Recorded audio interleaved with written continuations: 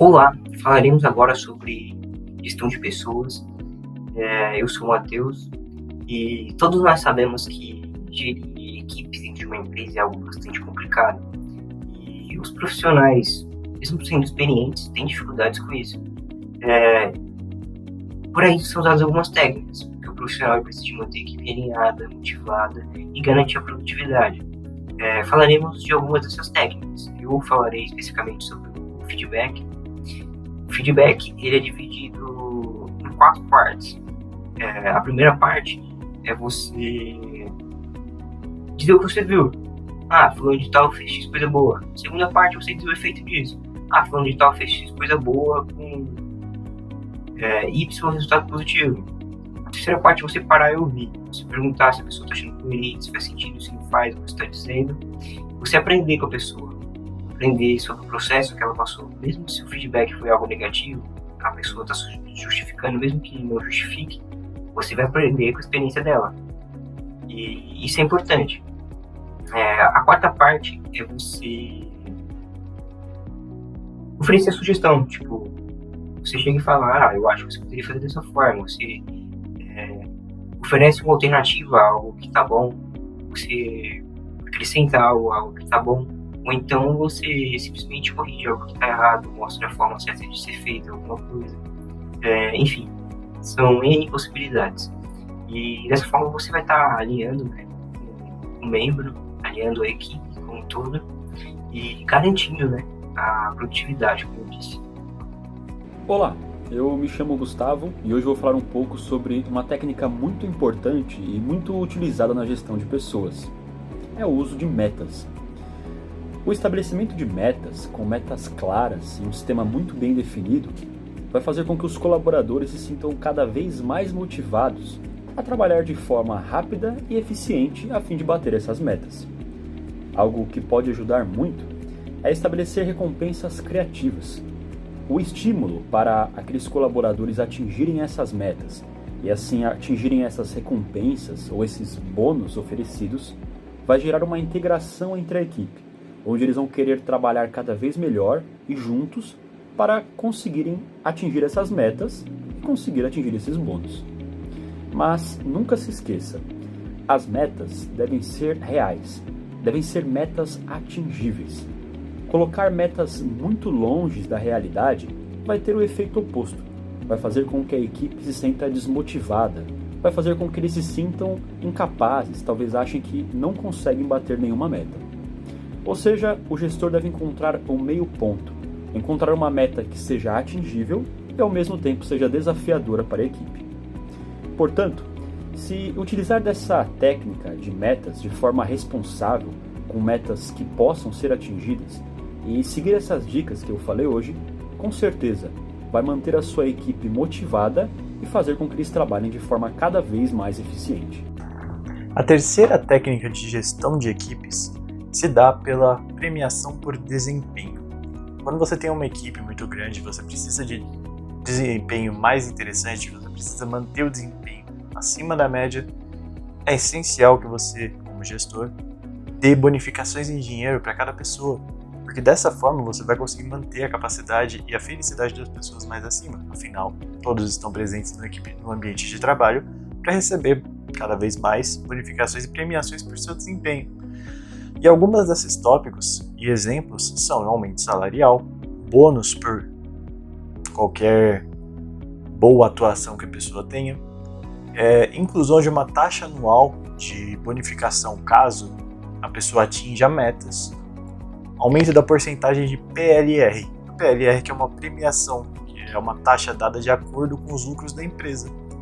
Caso a empresa tenha grandes lucros, a PLR aumenta e essa bonificação também aumenta para as pessoas. Outras técnicas são, por exemplo, viagens custeadas como prêmio. Caso a pessoa atinja certos objetivos dentro da empresa, ela receberá de forma gratuita ou de forma de coparticipação da empresa viagens custeadas, que pode ajudar muito mais na autoestima e no desempenho profissional da pessoa. Sou Gabriela Amadori e vou continuar com um assunto muito importante, que é a gestão de conflitos dentro da gestão de equipes. A comunicação tradicional está relacionada à comunicação de conflito, que é um modelo de comunicação herdado e que usamos praticamente sem perceber, gerando situações desconfortáveis, porque há pouco cuidado, pouca consideração e respeito pelo outro, usando as palavras como espadas linguísticas, onde existe uma arrogância em impor a verdade de um por sobre a dos outros e onde se transmite o que convém. Tudo isso leva aos conflitos. Para mudar, é necessário procurar ferramentas que permitam uma comunicação diferente. A mediação de conflitos é uma das técnicas de gestão de equipes mais desafiadoras, já que as relações interpessoais podem gerar atritos de interesse, opiniões ou crenças.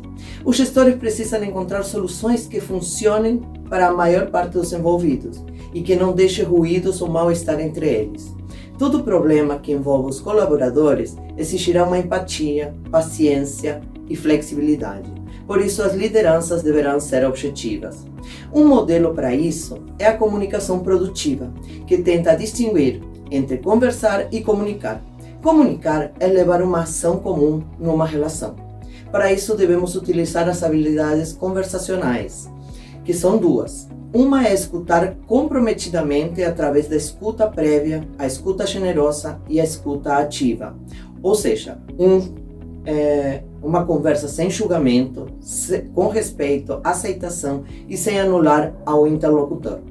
A outra forma é falar responsavelmente, colocar foco e compromisso em nossa forma de falar, levando em consideração o que dizer, como dizer, para quê, quando e onde, usando uma linguagem direta, assertiva, clara, sincera, sem ironias e com propósito dentro de um contexto.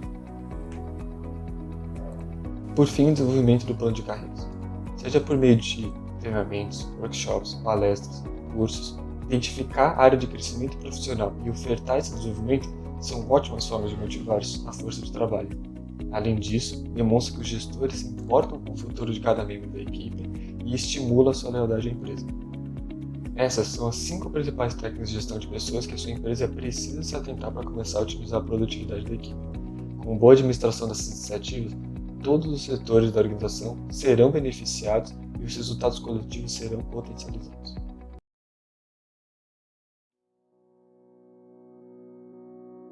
Olá a todos, eu me chamo Vitor Rios e estou aqui hoje presente juntamente com o meu grupo para primeiramente introduzir o tema sobre técnicas para reuniões e contar também para vocês algumas práticas que são muito bem vistas na hora de você se expressar em reuniões de trabalho, em reuniões de projetos em geral, né?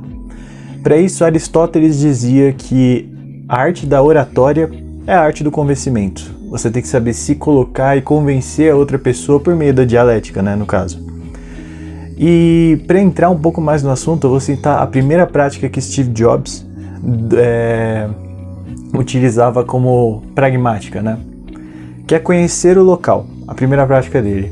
Steve Jobs, sempre que ele precisava fazer ou uma reunião ou uma apresentação, onde ele precisaria se expressar, ele primeiro conhecia sempre o local, dava uma passada, identificava a quantidade de pessoas para quem ele teria que conversar, para quem ele teria que falar.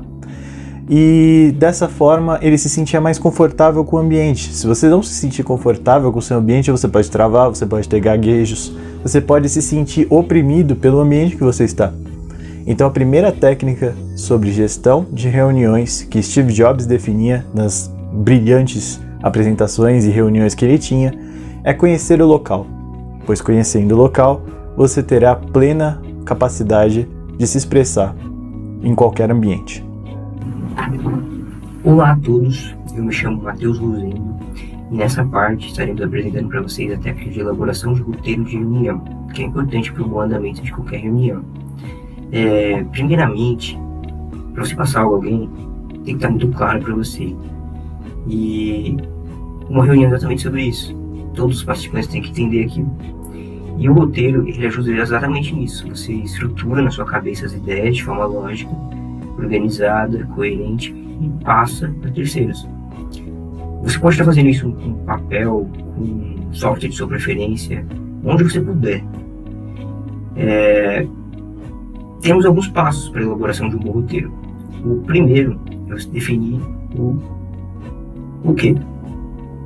O objetivo, a ideia principal, a mensagem principal, onde você quer chegar. O segundo passo seria o como, os meios.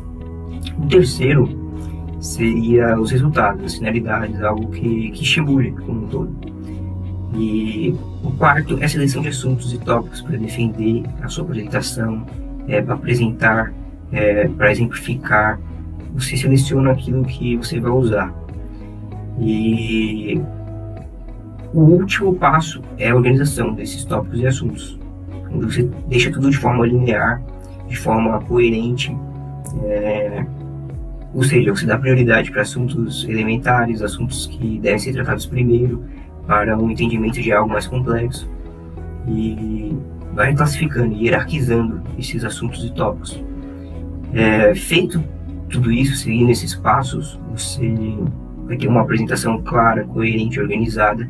Dificilmente você não vai conseguir passar a sua mensagem para o grupo em si. E, consequentemente, a reunião vai ser bem sucedida. Dentro das técnicas de reuniões, temos o storytelling, que significa contar histórias. É uma técnica para garantir a atenção dos participantes em reuniões corporativas. Para envolver a audiência, é preciso contar boas histórias e estimular a participação, inserindo exemplos práticos através de sentimentos diversos sobre fatos conhecidos de todos e que possam conectar com essa audiência. O storytelling serve para apresentar descobrimentos, processos e conclusões, utilizando uma narração em forma de história. A estrutura do storytelling está composta pelo contexto, resumo, pontos de interesse, conclusões e recomendações. O contexto explica a razão do trabalho, como foi a escolha, para que fim, o que se esperava encontrar, as perguntas que se quer responder e o que possa ser descoberto em outras etapas, ou seja, explicar o que, quem, como e para que do trabalho. O resumo fala sobre os descobrimentos e gera intriga na audiência, sobre como se chegou a esses resultados, ficando atentos a todo o processo de trabalho. Os pontos de interesse são a representação gráfica dos descobrimentos, do processo e seus resultados, refletindo a informação para comunicar da forma mais efetiva uma mensagem direta e orientada a resultados. Cada ponto de interesse deve ter uma narração explicativa e cronológica com relação à história, para manter a coerência. As conclusões reforçam a mensagem sobre os resultados finais do trabalho, para deixar claro o que foi encontrado. É uma parte importante da estrutura, porque permite fechar a história com um descobrimento ou mensagem final e pode mostrar a opinião pessoal. Por último, as recomendações servem para aclarar as limitações do trabalho, para investigar mais profundamente ou convidar a audiência a investigar mais sobre o tema tratado. Serve para futuras análises e oferecer informação suficiente como referência. Oi, eu sou o Rodrigo e eu vim apresentar para vocês a parte de simplificação. A maioria dos apresentadores, eles enchem os slides com gráficos complexos, textos enormes e bullet points. Mas Steve Jobs ele fazia diferente. Os slides dele eram muito bem pautados, com palavras simples, eram concisos e tinham excelentes imagens. Então, se você tem 20 coisas para falar, simplifique em 3. Que essa regra dos 3 era muito bem utilizada pelo Steve Jobs. Né? Essa simplificação não significa que o seu slide vai ficar fraco, incompleto. Significa que você tem certeza de qual é a mensagem mais importante que tem que ficar na cabeça das pessoas. Será que é difícil andar? Falando assim, parece até uma pergunta boba, não é verdade? É porque nós andamos desde que somos muito pequenos. Então nós não estamos sentados aqui e pensamos, bom, eu vou levantar e vou pôr um pé na frente, depois o outro. Não, se tornou algo automático. Nós simplesmente levantamos e andamos. Será que é possível fazer o mesmo com uma apresentação? Bom, era isso que o Steve Jobs fazia.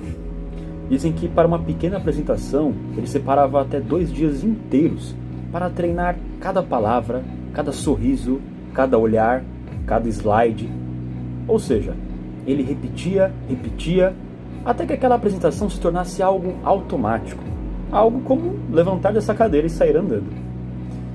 Se você tem dificuldades para apresentações, treine até que elas fiquem automáticas. Até que ir lá e fazer uma apresentação não seja como um desafio, seja algo simples como andar. Portanto, se você seguir essas 5 técnicas que nós falamos hoje, vai te ajudar e muito a fazer grandes apresentações. Vamos relembrar? A primeira é conheça o local. Se familiarize ao local da palestra. Teste os equipamentos que você vai utilizar e observe bem as proporções do palco. O segundo é fazer um roteiro em papel. Mesmo que você vá utilizar um slide ou um PowerPoint, fazer um roteiro em papel pode e vai te ajudar muito a organizar as ideias. O terceiro é contar histórias. Use histórias, exemplos, isso vai ajudar o seu público a entender e gravar melhor o que você está dizendo. O quarto é simplifique. A mensagem que você está falando pode ser muito importante, mas se as pessoas não entenderem, ela não vai valer de nada. Portanto, use palavras simples, palavras que as pessoas possam entender. Use slides simples, que as pessoas batam o olho e já consigam entender também. E o quinto e último ponto é treine até ficar no modo automático. Treine até que fazer aquela apresentação seja algo extremamente simples para você. Seja algo automático. Muito obrigado.